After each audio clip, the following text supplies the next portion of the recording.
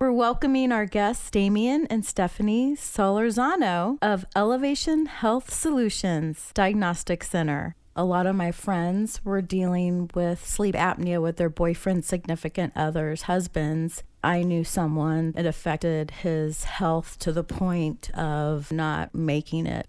It's a silent disease. There's a lot of aspects that affect a family, even getting life insurance. Can't get life insurance with sleep apnea.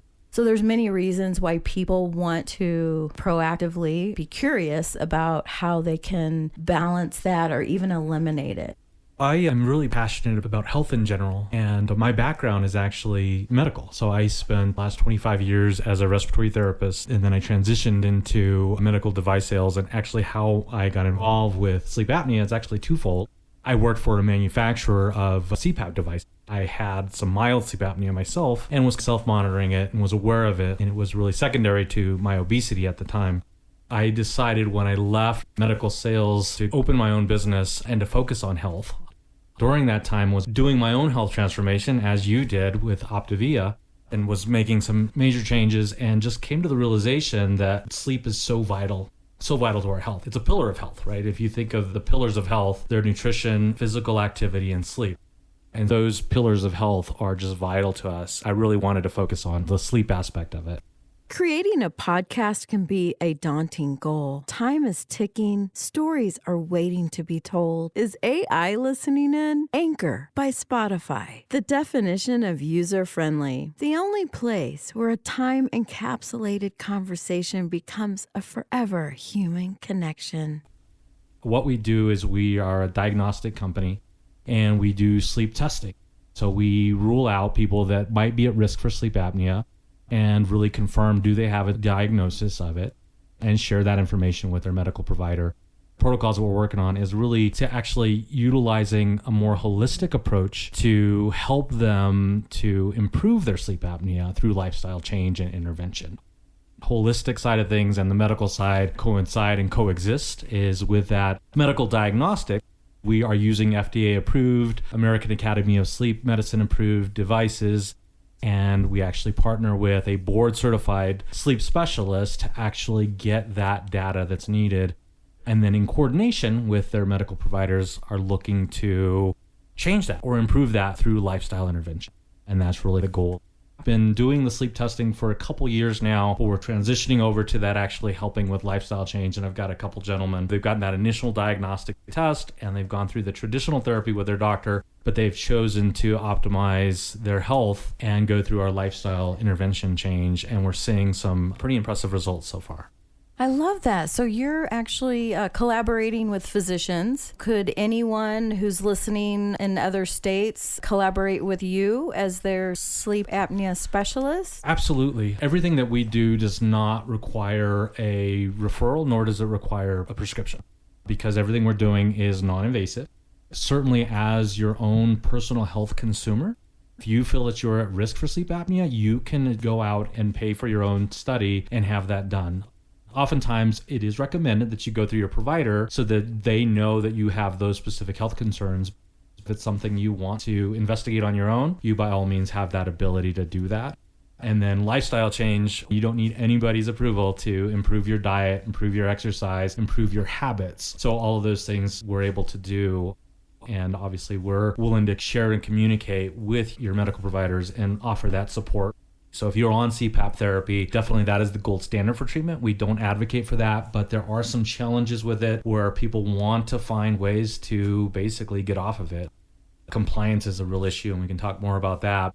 A lot of folks are not able to tolerate it, not able to wear it, and so they're in this conundrum of, I have this health disorder that's problematic for me, can't tolerate the treatment for it. What do I do? That's where we come in is like, you know what, let us work on some lifestyle, some habits change. We can at least improve the severity of the sleep apnea or potentially even resolve it completely. We do have a few questions. Does sleep apnea deprive oxygen to the point it can lead to stroke or other heart problems due to lack of oxygen to the brain? Yes, absolutely. Essentially what sleep apnea is periods of time where you stop breathing for 10 or more seconds. Some folks, depending on the severity, can have that happening hundreds of times per night, which leads to their oxygen levels, if we're talking about oxygen saturation, Normally, we should have an oxygen saturation probably greater than 93%. This can lead to oxygen saturations that stay in the 70s and 80s for the majority of the night. That strain is a strain on your heart and obviously a strain on your brain. It's not necessarily something that can happen in one night, but it's a cumulative effect. So the more you have those nights with hypoxia, which is what we call low oxygen levels, the higher risk factor you're going to have on heart disease and the higher risk factor you're going to have for strokes and other health problems. Everyone snores, but we don't really know to the extent that it is harming to the body. And that's why I love Daniel's question, is because we want as much oxygen to get to our brain as possible so that we can think clearly, we can be clear, we can speak, we can function physically. Question number 2. I've had it for 10 years. Does Damion recommend the Aspire device? I'm pretty sure they're referring to the Inspire device. What that is, it's actually a surgery. Definitely something I would advocate you talking to your sleep physician. I would definitely talk to them about it because they're going to know your specifics of your sleep apnea and whether that's helpful for you. Basically, sleep apnea is an airway obstruction that's occurring. And what the Inspire device is it's actually a implanted device that goes implanted in you, and it is innervating with your, I believe it's your hypoglossal nerve, which is the nerve that controls your tongue position. And so you turn it on via remote, and it actually has you advance your tongue slightly, just enough so that it maintains an open airway. It is a surgery if you're at the point. Now, once again, as I said, sleep is vital. If you can't sleep and you can't tolerate the therapy you're on, and this becomes a solution that's most effective that's going to help your sleep, then by all means, it's worthwhile investigating. But once again, as I said, it is a surgery and it's an implantable device. So how you feel about those things obviously is why I recommend you speak to your physician about it. My mom in the late 70s said God doesn't wear a white coat. I was raised to be proactive, research and investigate, and be your own health advocate. And that's why I'm presenting Damion to my friends and whoever wants to listen, because I feel like it's a challenge for a lot of people and that you do have a solution that's proactive and very medical, and that it can free people up from possibly continuing their life with this interruption. We have Cheryl on Facebook. She says, great topic that needs to be in the forefront. Hubs and I both have it and use CPAP machines every night. We are both overweight. However, I've been told that it is not always a factor. We've both gotten way better sleep using the machines and didn't realize how sleep deprived we were prior to this. I believe people need to be tested if they find themselves always tired and dealing with brain fog. We did our tests at home. I know I wasn't crazy about the thought of going someplace to be hooked up to machines and try to sleep. Our numbers now that we are on CPAP are amazing. What advice would you have for Cheryl? I agree with Cheryl on actually all of her points. CPAP therapy is the gold standard right now. And for those of you that don't know what CPAP is, it's an acronym. It stands for Continuous Positive Airway Pressure. And what it is it's a device that's going to blow air or pressure to your upper airway via mask. And that basically helps to stint that airway open so that the obstructions don't occur. Only if you can wear CPAP, that would be advised by all means. And I would agree with her that weight loss and lifestyle intervention doesn't always cure sleep apnea. It doesn't always cure it, but it does always improve it. If you can get to where your body is less inflamed, where you have a healthy body weight, you've got normalizing hormone levels, things like that, you're going to feel better in general. You're going to sleep better. And so it may not always eliminate, but it will always improve it. So we've seen plenty of studies that show that in some cases, oftentimes the mild case of sleep apnea, you can cure it completely and have it go away. But if you're someone that has the severe forms of sleep apnea, may not cure it, but it may make it from severe to moderate or make it even moderate to mild. So it's definitely worthwhile to always look at sleep interventions. And I actually had a thought about that. And this is not to pick on the pharmaceutical industry by any means at all. But my thoughts are, is that if you're taking something to help you sleep, and this could be applied to CPAP as well, without looking at the holistic or lifestyle changes that you can make, then it's almost like you're putting the cart before the horse. So if I'm having trouble sleeping and I'm taking something to help me sleep, but I'm not focusing on getting daylight sunlight, which has been proven to help us with our sleep quality. And I'm not doing things like putting my phone away and eliminating blue light. And I'm not doing things like stopping caffeine or stimulants a certain time period before bed, then taking that medical intervention, whatever that is, not worthwhile until you've done all the things that you can do within your own self-power. And I think that's powerful for people to recognize that. I love that, because that is creating our own environment for optimal performance. And when we get enough sleep, we're going to be more alert, aware, active, and be more of our true self. Absolutely. And that was one of my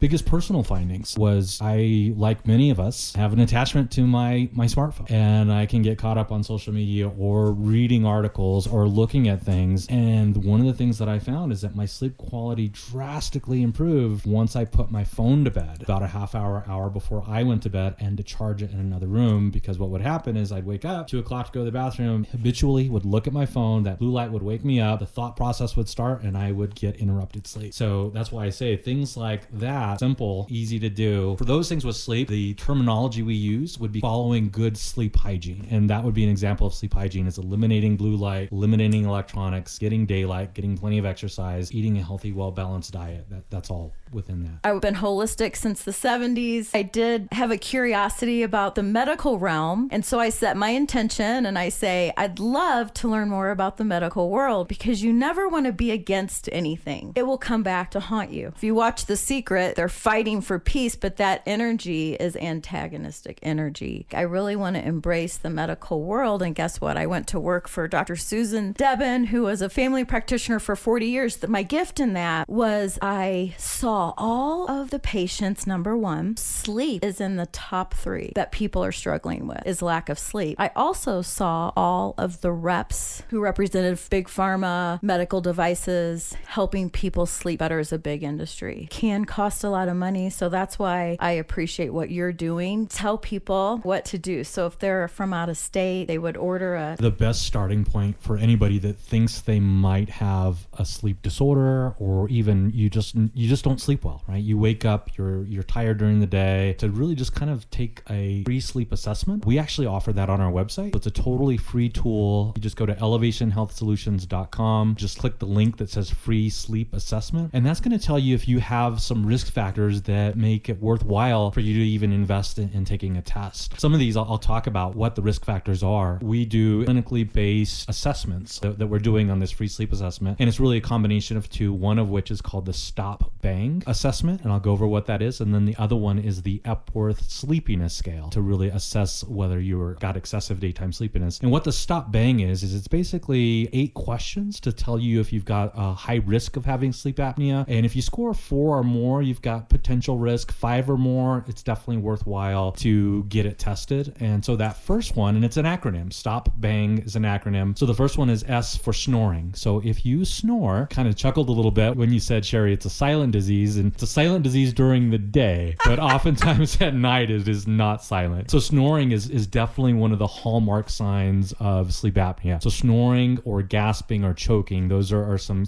key signs to look for. And so that's the S. The T within that Stop Bang is tired. If you're tired during the day, that's also another key sign that you're not getting good sleep at night. The O is somebody has witnessed you obstructing your airway. Somebody has seen you, your significant other or spouse or partner has seen you in the middle of the night, stop breathing, or witnessed you gasping or choking, waking up. That would be a witness obstruction, which is what that O is. The P is for pressure. You have high blood pressure. That is a very, very common comorbidity or sleep apnea. So if you have high blood pressure, that's an automatic point on that scale. And then BMI. So if your body mass index is greater than 30, that is a risk factor, because obesity and sleep apnea are common comorbidities as well. A is age, becomes more prevalent the older we get. So if you're older than 50, risk factors going up with age. And the neck size, because we're talking about the airway and the airway being located within the neck size becomes a factor. And so if it's greater than 17 inches for a male, 16 inches for a female, that is a risk factor. And then G, gender. So an automatic point if you're a male. Some statistics say males are about twice as likely to have this as females. However, I think that it's not being screened for as often in female patients because of that. Definitely if you're a female, don't let that dissuade you away from getting tested, getting screened, because it is definitely possible, just more likely in men.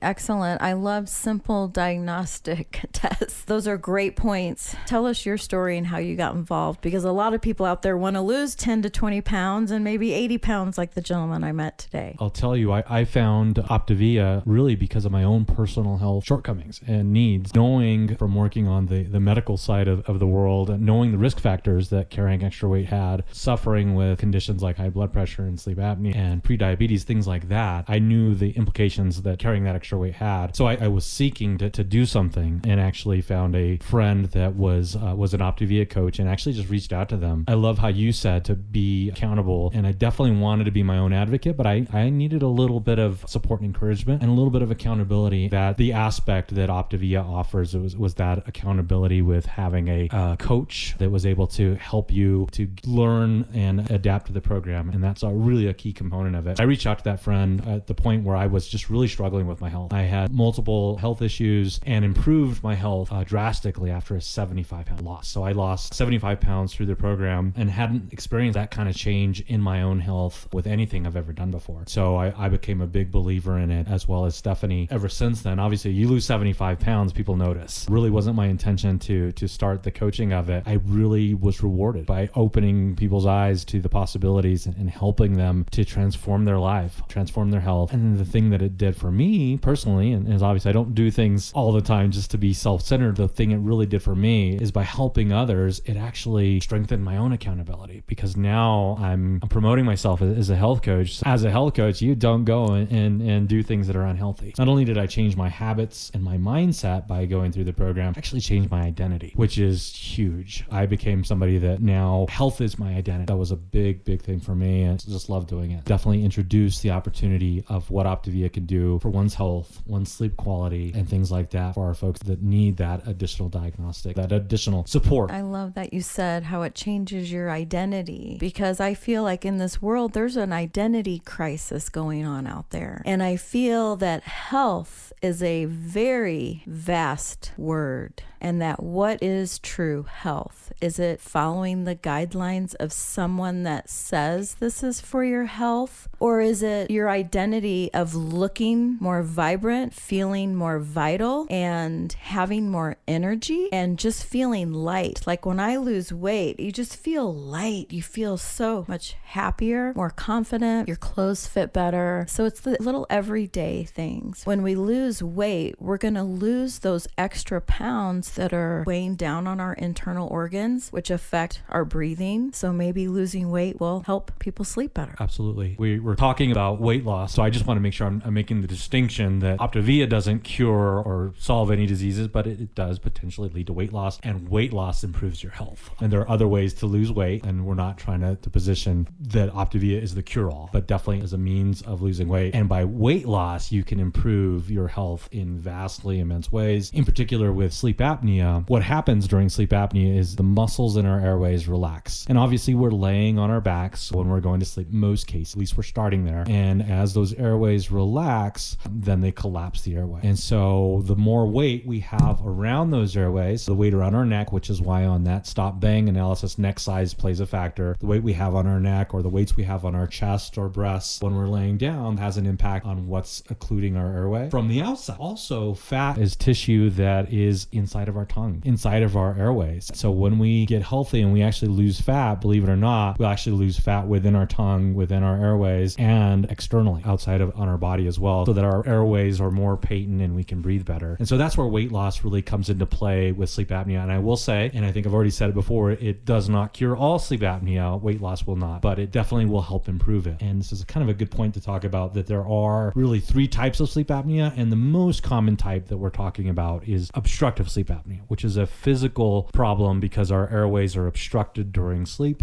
That is the most common type of sleep apnea. There is another type of sleep apnea where weight loss probably is not going to help, and that's what we call central sleep apnea. Now, central sleep apnea is actually a neurological disorder where your brain isn't telling your body to breathe. So it's not an obstructive event. It's actually a neurological event. It's a misfiring, basically, where it's just saying, don't breathe, and you don't breathe. So that's a whole different pathway. We don't do a whole lot with that. It does exist. just be aware of that. And then the third type of sleep apnea is what we call mixed, where you have a little bit of obstructive and a little bit of central, and you have a mixed sleep apnea. So those are the three types here. So just for clarity, what we're talking about primarily with lifestyle intervention and changes in health, changes in weight, those are drastically affecting obstructive sleep apnea, which is by far the most common sleep disorder that's out there. Some of the statistics I've looked up recently, about 12% of the population are believed to have sleep apnea. So that estimate would put us close to 30 million. However, 80% of folks have not been diagnosed. So only about 24% have been actually diagnosed. So there's a lot of folks out there that haven't been diagnosed. So some of the common things that happen with improvements in your health, improvement in your weight, is oftentimes you have improvements in your cholesterol levels are improved, other markers of disease, right? So your glucose levels, your A1C levels. So maybe you're not a diabetic. Lifestyle includes eating a lot of sugars or inflammatory foods. Those are going to be elevated. And when you're following a program that looks to reduce those calories, then what you're going to see is normalization of those values. So if you're looking at a metabolic panel, you're going to see improvements in your lab values. Most of those are going to be physiological that we would record during our sleep tests. So we're looking at your oxygen levels, things like that that are more non-invasive. As you improve your sleep, you'll likewise see improvement in your values as well. Until you've done all the things that you can do within your own self-power. I think that's powerful for people to recognize that. Today, I had to run and get some production equipment from Staples. I felt like I was meant to meet this gentleman. Never judge a book by its cover. This gentleman was very overweight and not moving around very good. He was checking me out. I said, I'm so happy that y'all had this part because my podcast will go on. He said, what is your podcast about? And I said, sleep apnea. And he goes, I had it. And I go, oh, you had it? How did you get rid of it? And he said he lost 270 pounds. Wow. He had 80 to go. And I was just commended him and how happy I was for him to take initiative. It took him 2 years to do that. So there are solutions to remedy the situation. It's a silent disease. I feel like not a lot of people talk about it. What people have to go through at home to wear the CPAP. I saw one in someone's house one time and I was like, wow, how could you sleep with that on? Let's get people back to being comfortable and create homeostasis in their body. Homeostasis is when things are balanced. There's no inflammation. There's no pain. We can heal things holistically. So we're so happy you're here and we're sharing this option with everyone. There's this glorification of being overweight out in the world. Like it's okay to be overweight, to be an overweight model, etc. I just want to say something to that. My background is food science and nutrition and lifestyle. And I just have to say I was dating someone and I had to be okay with the extra weight for somebody that's been a physical fitness advocate. My deduction was that everyone is who they are on the inside, whether they're 20 pounds overweight, 50 pounds overweight. I love that person and not the extra weight. And I'm not going to judge that person, but I want to say something very important here that no one's talking about is that their health or lack of optimal health will catch up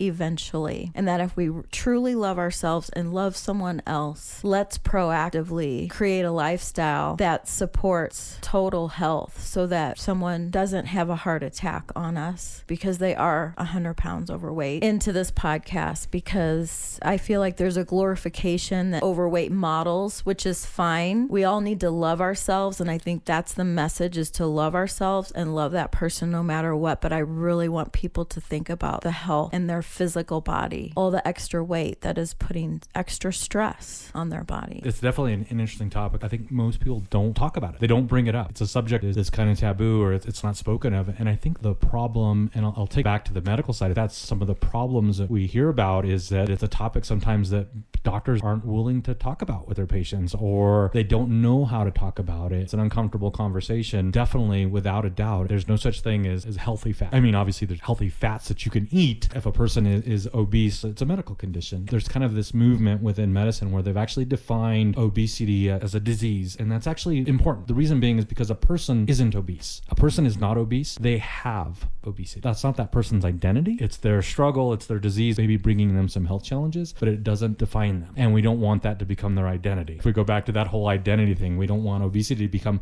their identity. And when we see that promoted in modeling or things like that, obviously we want to celebrate everybody. When you normalize it, then it can make that distinction of becoming someone's identity. And I don't know if that's necessarily true, but that's kind of my take on it. Is we want to love everybody, we want equality for everybody. At the same time, we do want to promote. Definitely, that's one of the key aspects of health is being a healthy weight. And this is coming from somebody that struggled with obesity for more than 25 years. So I know firsthand how uncomfortable it feels to carry that extra weight, how it feels to have clothes that don't fit, how it feels to not be seen. There's a lot of bias. So it's kind of a fine line, right? We don't want to show that bias and judge people because they're carrying extra weight. At the same time, we don't want to necessarily celebrate. Beautiful full circle on how you explained that. I was a cool sculpt technician. So I did body assessments on over 1,000 patients. And so I saw their struggle with fat and the extra fat. It torments people every day, all day. I just have compassion for them and everyone. I'm at a comfortable weight, but I still want to lose about 8 more pounds. I do have compassion, and that's why I wanted to bring you on to the podcast and really address things that affect people every day, and that they do have an alternative path to explore and investigate. So tell us how, step by step, they're going to give you a call. 1-800-659-0279. Feel free to call about sleep apnea, sleep testing related, and or anything kind of health coaching related. Our website, elevationhealthsolutions.com. Best place to start is if you're curious about the sleep stuff, take our free sleep assessment and see what your risk factors are, see how sleepy you are, see what that scale says, current health, your goals, what you're looking to do, and I'd be happy to explain our program to you and what it offers. The health coaching program for Apnea is free. So you are a free health coach and you order the package. It's the best thing that gets delivered at your front door. I personally have sat and listened to hundreds of patients. It's most immediately gratifying, results-oriented program. Along with lack of sleep and dealing with snoring and sleep apnea, one of the biggest proactive, biggest lifestyle changes that someone can make is to lose weight. Now we know this is a multi-billion-dollar industry. There's so much out there. Everyone's trying to sell you something, right? So who do you trust? Right. I just want to say that I have done Apnea, the program that you and Stephanie are health coaches for, and that's why I'm passionately and proactively promoting everyone to call them to lose 10 or 20 pounds. I was desperate and I made that decision because I think we have to be at the desperate point sometimes to take action in our lives for things that benefit us, because sometimes we're not our own advocate, and it's time to show up as our own advocate, because sometimes people might not be able to get in the hospital, might not be able to see their physician, and they're sitting at home dealing with something that is really obstructing their life. Right now we're going to talk about Apnea lifestyle program, where I personally have lost 20 pounds on, and it's my go-to. Drink my shakes. I also want to say it's created by a medical doctor. I was never into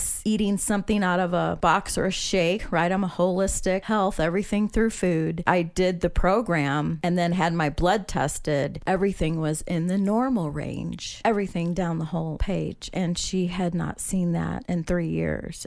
Changed my life. And to confirm, yes, the health coach aspect of it, which is the accountability, the encouragement, that relationship aspect of it is one of the key components, and that part is free. And it's to sum it up, it's really 4 components of what this program offers: the health coach, the education. So there's definitely a strong education component. We want you to be an advocate for your own health. And how do you do that? You have a structured education program that teaches you about healthy habits for nutrition, for exercise, for sleep, for even things as deep as healthy relationships. And so we've got an education component, strong community component, and then lastly but not least, you mentioned being delivered to your door, and that's our meal plans and the structured meal plan program. I love that. And you mentioned a point here that we haven't talked about, which is relationships. I feel like every conversation I have with every patient, with every friend, it all boils down to relationships in our life. If we have a healthy, positive relationship, whether it's with our spouse, our partner, our kids, our community, our coworkers, it just makes our life so much better, doesn't it? Absolutely, it does. I'm a big personal health fan. And if you look at a lot of the studies, they call them the blue zones, where people live to be the longest, that is one of the key factors. In fact, that is the biggest influence on longevity, is meaningful relationships throughout. It's so vital. We are community community-based people. And when we have meaningful relationships, those closest to us, it makes us live longer. That is a cherry on top. Get your spouse, get a friend, and get on this program and send me your testimonials, because I want to feature you on my website, which is icare-concierge.com. And I do care, and I have figured out in my life that that is the core of who I am. I just care, and I want everyone to be healthy and happy. So thank you for listening. Came to Optavia in 2017. I was at a point in my life, didn't have great eating habits growing up. My mom worked full time, ate a lot of fast food, junk food. She didn't cook, didn't know really what was even considered healthy. 2 years later, while still carrying that 50 pounds, had another child, and I carried that weight for 20 years. And I just resigned myself to, this is just the way it's going to be. I would join gyms, I'd get fitness memberships, I had weights at home, I'd watch videos, and I just couldn't really make it work for me.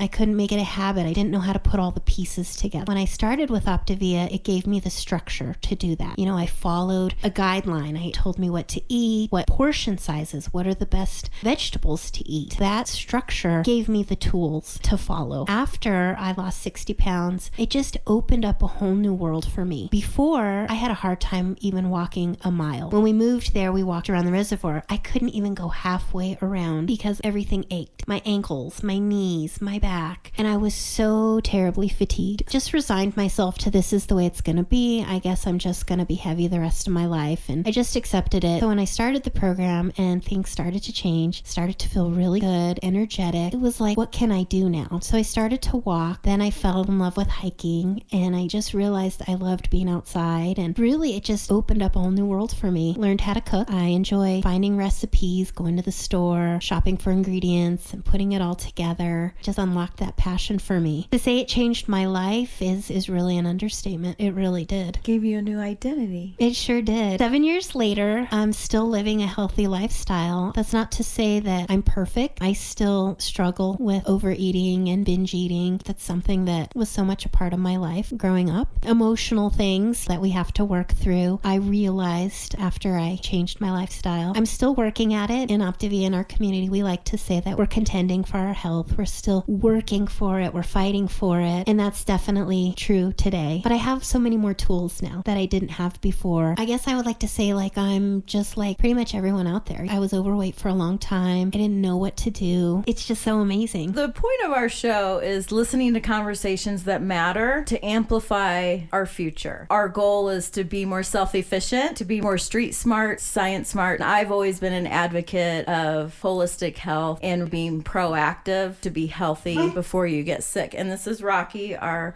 mascot. During COVID, I had gained 30 pounds like most of us. I was in California, locked in a home. The doctor that I worked with, she had this program called Optavia. I had watched hundreds of patients lose weight. I've got to lose weight. Got to lose that 20 pounds. I'm here in Colorado, and I searched for the InBody machine, which gives you a great diagnostic reading of the chemical composition of your body. And I found Damion. He has a great holistic / medical perspective on helping people be high performers in living the ultimate lifestyle. Be sure to check out icare-concierge.com. While you're there, check out Genius Revolution Journal Sketchbook and go to amazon.com to get yours and start your own Genius Revolution. And if you're not in America, we can customize the flag on the front of a Genius Revolution representing your magnificent country.